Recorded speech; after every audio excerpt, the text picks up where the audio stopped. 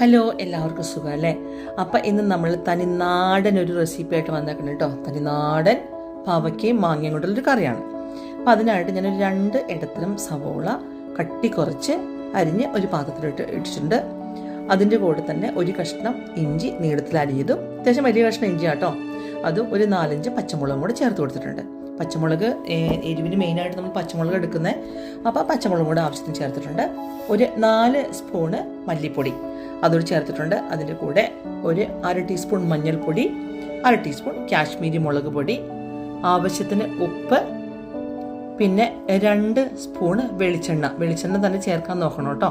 2 spoon വെളിച്ചെണ്ണ കൂടെ ചേർത്ത് കൊടുത്തിട്ടുണ്ട്. പിന്നെ ഒരു 2.5-3 സ്പൂൺ അളവിൽ വിനെഗറും കൂടി ചേർത്ത് കൊടുത്തിട്ടുണ്ട്. എൻ്റെ അടുത്ത് ബ്രൗൺ വിനെഗർ ആയിരുന്നുണ്ടായിരുന്നു, അതുകൊണ്ട് ബ്രൗൺ വിനെഗർ ചേർത്ത്, ഏതായാലും കുഴപ്പമില്ല, അതുകൂടി ചേർത്ത് കൊടുത്തിട്ട് നന്നായിട്ടൊന്ന് മിക്സ് ചെയ്തെടുക്കാം കേട്ടോ. കറിവേപ്പിലൂടെ ചേർത്തിട്ട് നന്നായിട്ട് തിരുമ്മി ഈ സവോളയൊക്കെ നമ്മൾ വാട്ടണം. അതാണ് അതിൻ്റെ പരുവം. ഇപ്പം നമ്മുടെ സവോളയൊക്കെ നല്ല പാകത്തിൽ മിക്സ് ആക്കിയിട്ട് അതിലോട്ട് ഞാനൊരു 2 ഇടത്തരം മാങ്ങ ചേർത്ത് കൊടുക്കണം. ഞാൻ ഫ്രോസൺ മാങ്ങയാണ് ഉപയോഗിച്ചേക്കുന്നത്, ഫ്രഷ് ഉണ്ടെങ്കിൽ അത് ചേർത്താൽ മതി. അതുപോലെ തന്നെ 2 പാവയ്ക്കയും കൂടെ വട്ടത്തിലരിഞ്ഞ പാവയ്ക്കാണ്, അതും കൂടെ ചേർത്ത് കൊടുത്തിട്ടുണ്ട് കേട്ടോ. ഇനി അതൊന്ന് മിക്സ് ചെയ്തിട്ട് നമ്മൾ 2-ാം പാലും 3-ാം പാലും കൂടെ ചേർക്കണം. ഇപ്പോൾ ഒരു 1.5-1.25 കപ്പ് അളവിലാണ് ഞാൻ 2-ാം പാൽ എടുത്തേക്കുന്നത്.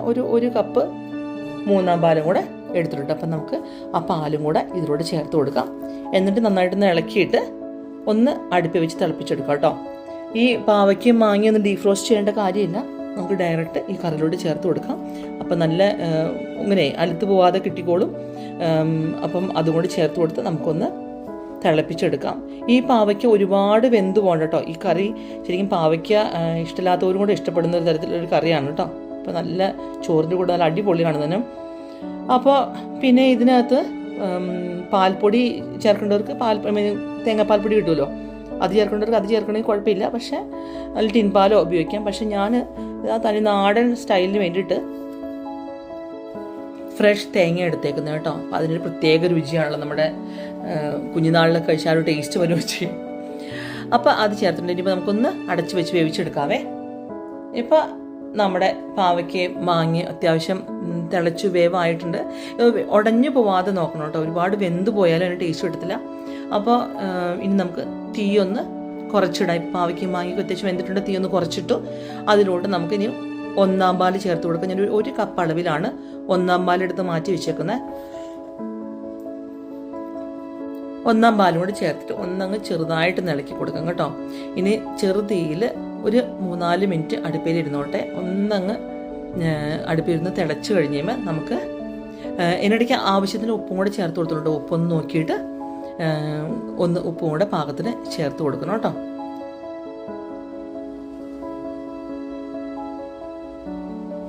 ഞാനിവിടെ ഇച്ചിരി ഉപ്പ് ചേർത്തു, ഇച്ചിരി ഉപ്പ് കുറവായിരുന്നു.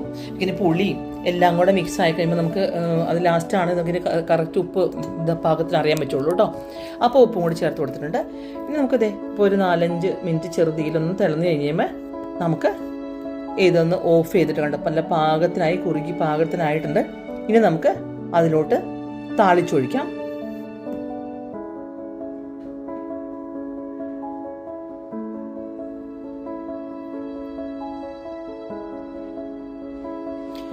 താളിച്ചൊഴിക്കാനായിട്ട് ഞാനൊരു പാത്രത്തിൽ ഒരു 2 സ്പൂണ് വെളിച്ചെണ്ണ ചേർത്തു.